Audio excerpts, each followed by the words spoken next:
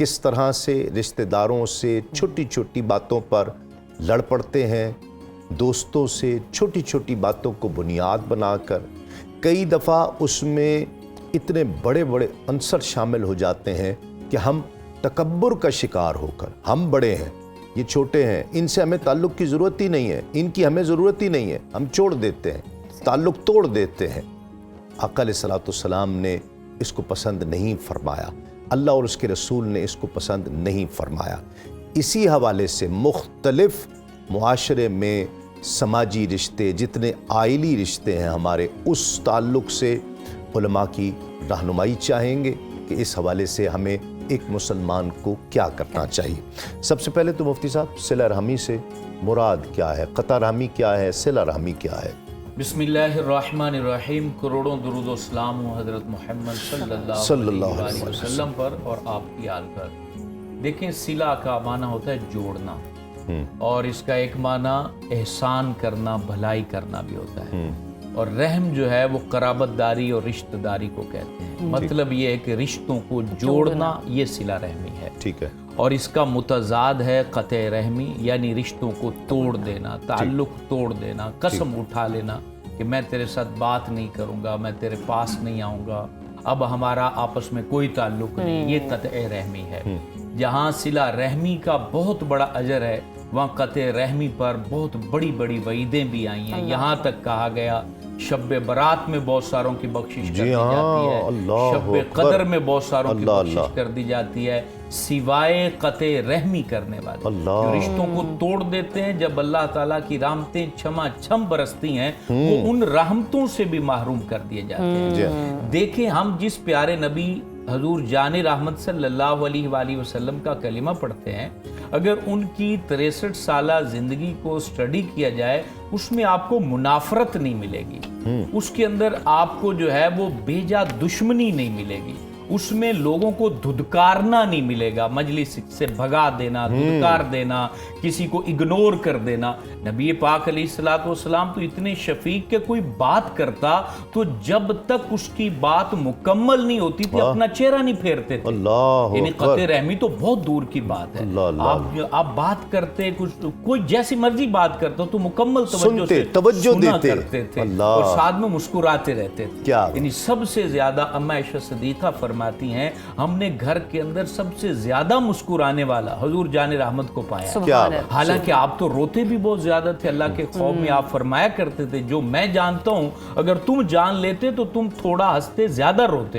اس کے باوجود گھر کے اندر آپ کا اپنے رشتہ داروں کے ساتھ یہ بیہیو تھا کہ آپ جو مسکرا کے بات کرتے تھے، اور خوبصورتی آپ کی یہ تھی۔ پھر ہمیں جو تعلیم دی، مسلمانوں کو جو حضور صلی اللہ علیہ وسلم نے تعلیم دی، وہ کتنی خوبصورت ہے۔ آپ فرماتے ہیں تم آپس میں بھائی بھائی ہو، ایک دوسرے کو پیٹھ مت دکھاؤ، تعلق مت توڑو، ایک دوسرے پہ ظلم مت کرو، اور فرمایا اگر ایسے رہو گے تو رب تبارک و تعالیٰ تمہاری عمر میں برکت ڈال دے گا، تمہارا رزق بڑھا دے گا، اور پھر تمہیں جنت میں بہترین محل بھی عطا کرے گا۔ تو یہ ساری خوبصورتی دین کی ہے کہ اس کے اندر رشتوں کو توڑا نہیں جاتا، جوڑا جاتا۔ سبحان اللہ۔ بے شک ہمارا سب صلہ رحمی اللہ کے نزدیک قربت الہی کا یہ بہت بڑا ذریعہ، کہ اگر بخشیش کے معاملات پر بات کریں، جیسے مفتی صاحب فرما رہے تھے کہ نہ تو شب برات پر ایسے لوگوں کی کوئی بخشیش ہے، نہ ہی شب قدر کی ساتوں میں، اور مطلب آپ نے اکثر دیکھا ہے، ہم نے اکثر دیکھا لوگ میسیجز کر رہے تھے معافی کے، لیکن کیا ہم اس کی اہمیت کو جانتے بھی ہیں؟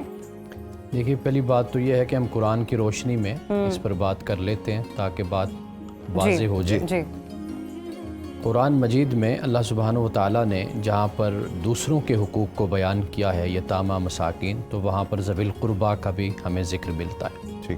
تو در حقیقت ذوی القربیٰ کا ذکر کرنا والدین کے بعد قرآن پاک میں، وہ اس بات کی علامت ہے کہ اللہ سبحانہ و تعالیٰ یہ چاہتا ہے اپنے بندوں سے کہ وہ صلہ رحمی کریں، تو اس لیے رشتہ داروں کے حقوق کو بھی بیان کیا گیا۔ اور اسی طرح سورۃ النساء کی اگر ہم پہلی آیت دیکھتے ہیں، اس میں اللہ سبحانہ و تعالیٰ نے سب سے پہلے تو لوگوں سے کہا، انسانوں سے، کہ اپنے رب سے ڈرو، وہ رب کے جس نے تمہیں نفس واحدہ سے پیدا کیا اور پھر اس سے اس کا زوج، اس کا جوڑا بنایا، پھر اس کے بعد کثرت سے مرد اور عورت کو دنیا میں اللہ سبحانہ و تعالیٰ نے پھیلا دیا۔ اس کے بعد فرمایا واتقوا اللہ الذی تساءلون بہ والارحام، کہ کہ اللہ کا تقوی اختیار کرو جس کے ذریعے سے تم سوال کرتے ہو، اور ارحام کا تقوی اختیار کرو۔ یعنی اللہ سبحانہ و تعالیٰ نے جہاں تقوی کی بات کی ہے وہاں پر اپنے ذکر کے بعد کہا کہ رحم جو ہے، ارحام، اس کے بارے میں تم ڈرو اور خیال کرو۔ جی، یعنی یوں کہہ لیجئے کہ اللہ کا ذکر ہو گیا تو حقوق اللہ ہو گئے، جی، اور ارحام کا ذکر ہوا تو حقوق حقوق العباد کا ذکر ہو گیا۔ اب یہ جو لفظ ہے رحم، اس کو تھوڑا سا ہم اگر سمجھ لیں تو بات مزید واضح ہو جاتی ہے۔ رحم اصل میں وومب کو کہتے ہیں، جس میں ایک بچہ پرورش پاتا ہے، اپنے ماں کے رحم میں ہوتا ہے۔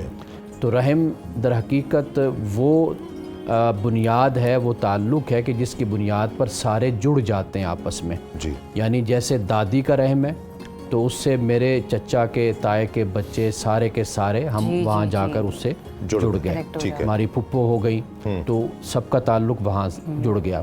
تو یہ اصل میں ایک اس طرح خاندان وجود میں آتا ہے، اور ہر انسان جوڑا جو شادی کرتا ہے وہ در حقیقت اپنے خاندان، اپنے کنبے، اپنی نسل کا آدم و حوا ہوتا ہے۔ ٹھیک ہے۔ تو اگر ہم تھوڑا سا اس کو اور وسعت دیتے چلے جائیں تو در حقیقت ہم سب انسانوں کا تعلق جا کر حضرت حوا کے رحم سے جڑ جاتا ہے۔ ٹھیک، تو پھر اس میں صرف خونی رشتے نہیں رہ گئے۔ جی بالکل، گویا کہ آپ یوں کہہ لیجئے کہ ایک حلقہ وہ بنتا ہے کہ جو ہماری رشتہ داری کا ہوتا ہے۔ جی ہاں، اور قرآن پاک نے دونوں باتوں کو بیان کیا ہے۔ ٹھیک ہے۔ یعنی کہ ایک آپ کا تعلق وہ ہے کہ جو آپ کی اپنی رشتہ داری کے دائرے میں ہے، اور جسے آپ خون کا رشتہ کہہ لیجئے، رحم کا رشتہ کہہ لیجئے، دادی دادے کا رشتہ کہہ لیجئے۔ اگر اس کو زیادہ آپ وسیع کریں گے تو پھر گویا کہ پوری انسانیت ایک برادری اور ایک خاندان بن جاتا ہے۔ اللہ سبحانہ و تعالیٰ نے اس لیے فرمایا کہ الخلق عیال اللہ، یہ جو خلق ہے، مخلوق ہے، یہ اللہ کا کنبہ ہے۔ بے شک، بے شک۔ تو اللہ کہتا ہے کہ اگر تم میری مخلوق کو تم محروم کرو گے تو پھر میں تم کو محروم کروں گا۔ صحیح، بالکل۔ علامہ صاحب، انتہائی ناپسند فرمایا اللہ اور اس کے رسول نے، بلکہ بخشش نہ ہونا یہ سب اس پر دلالت کر رہا ہے کہ اللہ اور اس کے رسول کے یہاں یہ انتہائی ناپسندیدہ عمل ہے۔ صحیح۔ بسم اللہ الرحمن الرحیم۔ دیکھیے، اگر میں ابتدا میں ایک چیز عرض کروں کہ اسلام جو سب سے اہم چیز چاہتا ہے وہ ایک ایسا معاشرہ قائم کرنا چاہتا ہے جس میں ہر طرف عدل و انصاف ہو، پیار محبت ہو، نفرت نہ ہو، کینہ بغض حسد نہ ہو۔ اب وہ جو ایک بڑا معاشرہ ہم نے قائم کرنا ہے وہ کیسے قائم ہوگا؟ پہلے یہ جو چھوٹی چھوٹی اکائیاں ہیں ان کے اندر پیار محبت اور یہ تعلق مضبوط کیا جائے، اور وہ جو چھوٹی اکائی ہیں وہ خاندان سے شروع ہوتی ہے اور پھر وہاں سے وہ دائرہ بڑھتا چلا جاتا ہے۔